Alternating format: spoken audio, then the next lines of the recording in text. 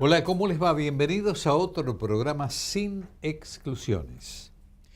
No cabe ninguna duda que el país está viviendo situaciones muy particulares, especiales diría, en todos los órdenes, desde el punto de vista económico, desde el punto de vista estrictamente político, desde el punto de vista social, desde el punto de vista de lo que puede significar las relaciones con el mundo, las relaciones particulares, y esto es lo económico con el Fondo Monetario Internacional, qué es lo que va a pasar, qué es lo que deja de pasar. Hemos pasado determinadas situaciones que han modificado un poco los parámetros que políticamente se avisoraban para el país. No sabemos, en definitiva, qué es lo que va a llegar a ocurrir.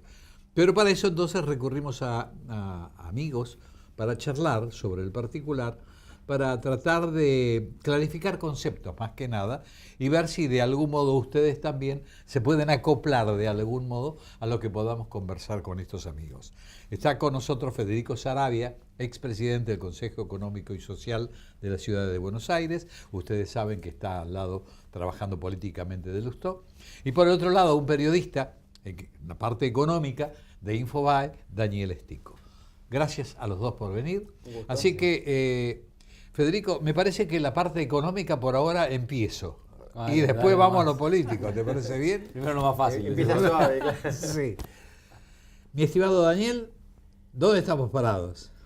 Y estamos parados en un momento difícil, ¿no? Porque hasta hace un par de semanas la opción de Cristina Fernández de Kirchner era una posibilidad y ahora se plantea como una probabilidad.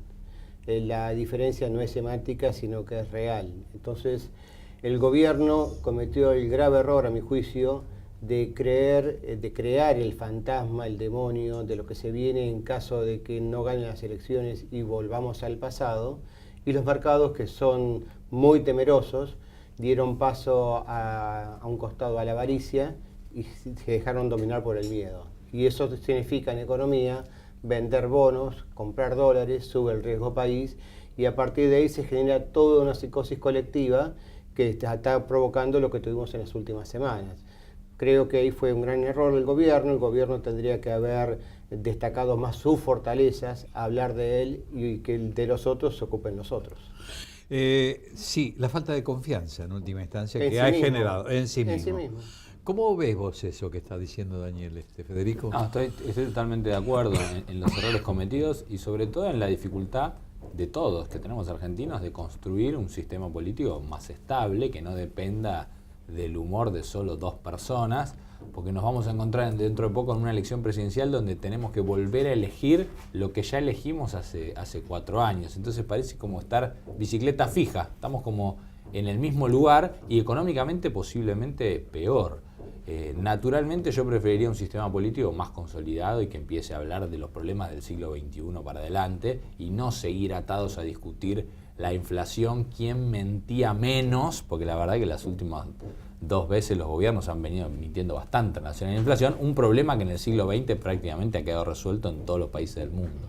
Me parece que ese es el eje que hoy no se trata. ¿Cómo concertamos un sistema político que resuelva un problema esencial no solo de los pobres, no solo de los bancos, de todos los argentinos, como es la inflación? Esa batalla creo que no la estamos dando entre todos y no veo al sistema político hoy resolviéndola. Veo charlando de cómo se gana la próxima elección y quién la gana y poco de cómo resolvemos los dramas que tenemos en Argentina. Vos Sí, sabés ahora, que, perdón. Perdóname, 2 segunditos, Sí, claro. quiero interrumpir y ahora te doy, porque estuvimos en el equilibrio, que no tuvimos inflación por un decretazo, que fue por lo de Menem, que el 1 a 1 fue un decretazo en Claro. última instancia.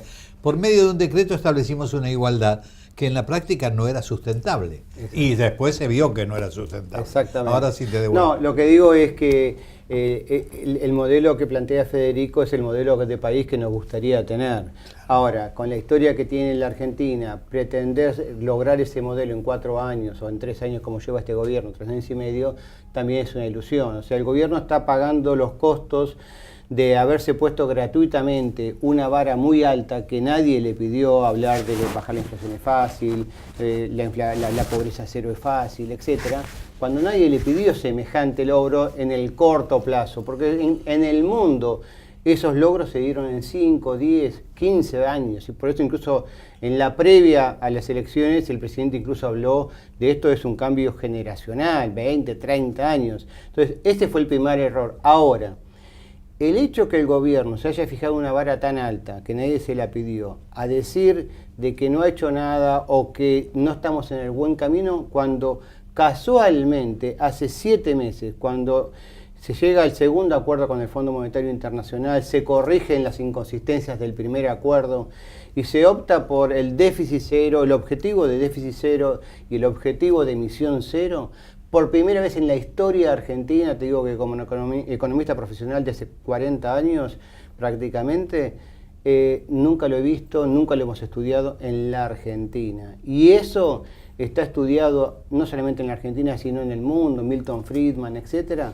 Tiene una maduración de 1 año y medio a 2 como mínimo, más en la Argentina que tenemos un sistema bimonetario. Entonces, el problema es un problema de comunicación. El gran pasivo que tiene este gobierno es la comunicación. No genera confianza, no transmite que por primera vez en la historia estamos frente a un régimen, o a objetivos más que régimen, perdón, que de continuar en el tiempo va a dar resultados y que probablemente tenga la suerte de que esos primeros resultados se den tímidamente en agosto en las PASO y se empiecen a ver casualmente, primariamente, tal vez imperceptible para la sociedad, pero para los economistas más cabalmente a partir justamente de las elecciones de octubre. Y no lo está transmitiendo, y no está transmitiendo el costo que eso implica en el corto plazo y en el beneficio que va a traer en el largo plazo. Fíjate vos que la incertidumbre que vos estás en esencia planteando, que es la incertidumbre que tiene todo el país, supongo que los políticos también la tienen y que son parte de esta incertidumbre que se da, supongo, por primera vez en mucho tiempo en la Argentina. Esta incertidumbre de no saber qué va a pasar, ni a nivel político, ni a nivel económico, realmente es problemático. Es problemático por la gente en última instancia, porque la gente, que es la que tiene que vivir, no sabe efectivamente hacia dónde vamos. Sí, yo creo que también, digamos, el desafío del PRO tiene mucho que ver con la situación de la Ciudad de Buenos Aires, porque es cierto que en Nación llevan 3 años y medio, pero en la Ciudad de Buenos Aires nos van a pedir a los porteños que los votemos para que tengan 16 años.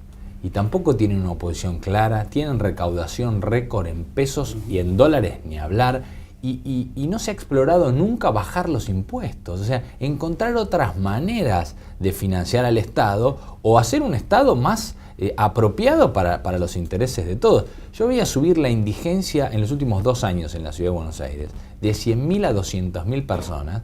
Con una liviandad se tratan esos temas y qué pena perder esa oportunidad de estar debatiendo esta situación y aprovecho para contar que esta situación no la vamos a poder debatir descalzada porque el PRO ha tomado la decisión de unificar, de volver a antes del 94 y votar presidente y jefe de gobierno el mismo día. Creo que ahí hay un poco del cerrarse, ¿no? Que por ahí en Argentina nos cuesta mucho trabajar en equipo. Por ahí hablamos más del equipo de lo que efectivamente llevamos a la práctica, de escucharnos, de tolerarnos, de los consensos.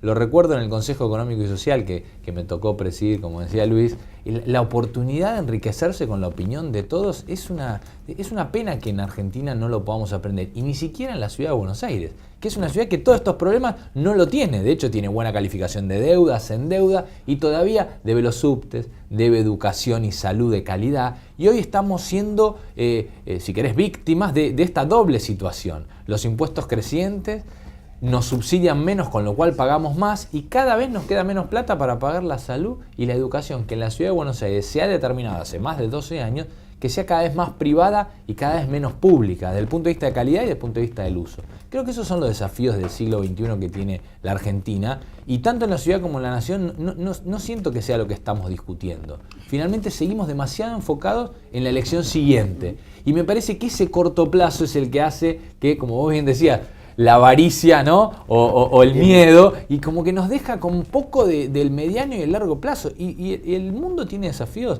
muy interesantes, ¿no? De cara al siglo XXI. Tiene desafíos que no estamos ni siquiera pudiendo enfocar porque seguimos con los desafíos del siglo XX. Esto que está hablando Federico de algún modo es lo que me ha acercado fundamentalmente a él, porque lo aplicó mientras él era presidente en el Consejo, su proyección hacia adelante, cosa que no veo ningún político en estos momentos. Totalmente de acuerdo. O sea, esto de poder percibir qué es lo que pasa, porque además había representantes legitimados de todos los segmentos. O sea que no era que había que estaba solamente ubicado en un segmento en particular. No. Había representantes de todos los órdenes. Y entonces escuchar, tratar de unir, ver cuáles eran las posiciones para alcanzar objetivos comunes era trascendente. Incluso creo que le han acercado al presidente en estos momentos la posibilidad de que si alguien accedía a un puesto político, lo primero que pedía era la constitución de un Consejo Económico y Social a nivel nacional, que nosotros lo venimos diciendo con él en cámaras permanentemente. ¿Qué opinamos de todo esto? No, totalmente de acuerdo, porque la sociedad argentina está muy ansiosa, está muy cortoplacista, quiere ver resultados hoy, y eso lleva al político, que es un reflejo de la sociedad, porque el político llega al poder de la mano del voto de la población, y la población quiere resultados inmediatos. Entonces, esa inmediatez que pide la población la transmite el periodismo, la transmite el político, y no quedamos entrampados en ese cortoplacismo. Entonces, como bien decía Federico, nuevamente los argentinos perdemos la posibilidad de votar por convicción y tenemos que votar por el menos malo. De hecho, esta semana han visto las declaraciones del asesor comunicacional del gobierno, y bueno, entre los malos somos el campeón de los malos.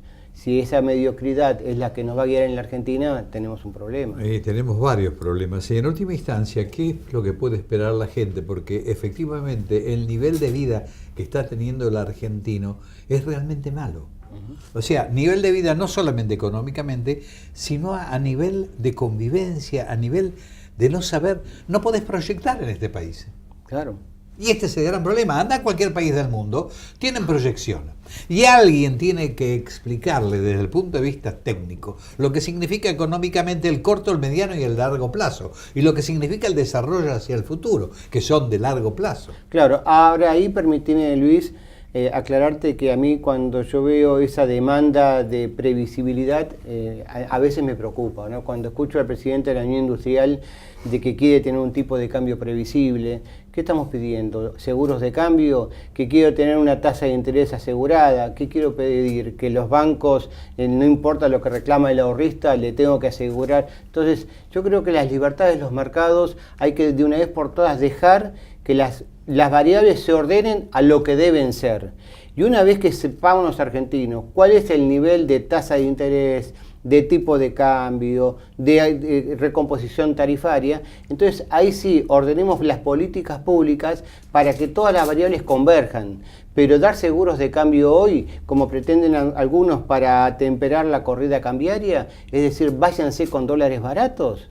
Si estamos diciendo que los argentinos, las empresas, los televidentes, nosotros mismos, ya no podemos comprar los dólares que comprábamos el año pasado, porque tenemos menos ingresos reales y porque el tipo de cambio se duplicó. Estás parafraseando un poco a Espert, ¿no? La libertad absoluta.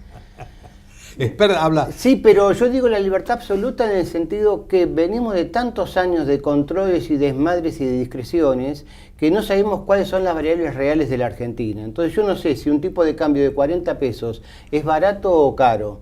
Yo no sé si las tarifas ya completaron el nivel que te garantizan un proceso de inversión y de buen servicio, o tengo que tener tarifas garantizadas y tener cortes de luz, cortes de gas, etcétera. Entonces, las variables hay que ordenarlas, hay que explicitarlas y hay que comunicar a la sociedad que nosotros también, como trabajadores, tenemos que aumentar nuestra productividad. Vos sabés, Luis, que cuando se dieron los datos de pobreza se dijeron que la pobreza en la Argentina es un fenómeno estructural. ¿Sabés por qué es un fenómeno estructural? No solamente porque nos faltan cloacas, porque nos falta educación, porque nos faltan los servicios esenciales, porque tenemos un entramado productivo, 609.000 empresas, que dan ocupación a 11 millones de trabajadores. Los 7 millones, 8 millones restantes o son 3 millones y medio en el Estado y 3 millones autónomos y monotributistas. 11 millones de trabajadores divididos 600.000 empresas, tenemos un promedio de 18 trabajadores por empresa, y cuando sacamos las grandes, ese promedio se reduce a 11. ¿Qué empresa en el mundo puede ser eficiente, pagar salarios de calidad, ser competitivo internacionalmente y no tener salarios de pobreza con ese entramado productivo y comercial? Qué planteo, ¿no? Sí, sobre todo los empleos del futuro. Soy profesor universitario, es un debate muy interesante que la Argentina hoy no está dando y se está dando en prácticamente todo el mundo. ¿Cuáles son los empleos que va a demandar no solo el mercado, sino las necesidades sociales del desarrollo de los países en los próximos 20, 30 años? Ahí hay muchísimo para discutir. Esos son los debates que la Argentina se debe y que no estamos pudiendo tener por el corto plazo. Realmente seguir el dólar todos los días es realmente difícil de comprender cómo este gobierno asumió con un dólar a 9. Me recuerdo un primer ministro que dijo que si era 15 era un fracaso absoluto y hoy discutir que valga 50. Solo el estar todo el día mirando el día a día nos permite llegar hasta acá. Y ese día a día hizo que pasaran 4 años que hayamos, estado discutiendo esta situación. Por eso me parece que es como me deja gusto a poco que volvamos a tener que elegir entre lo mismo y no podamos tener una oferta más amplia de propuestas y de candidatos de cara a los desafíos que le vienen a la Argentina, que son los desafíos que tiene el mundo, que son los de la energía, son los de la salud, son los de la educación, son los del sistema previsional. ¿Cómo vamos a hacer con los jubilados de dentro de poquito, con los jubilados de hoy y con los jubilados de dentro de 50 años? Así que la pregunta obligada va a ser después del corte comercial. Aguanten, esperen, ya volvemos. ACARA, Asociación de Concesionarios de Automotores de la República Argentina.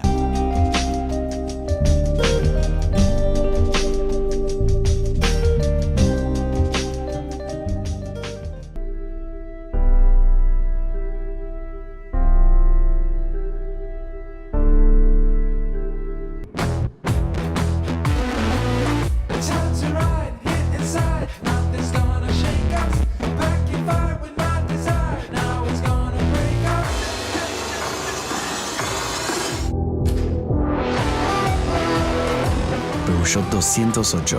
Afuera hay noche.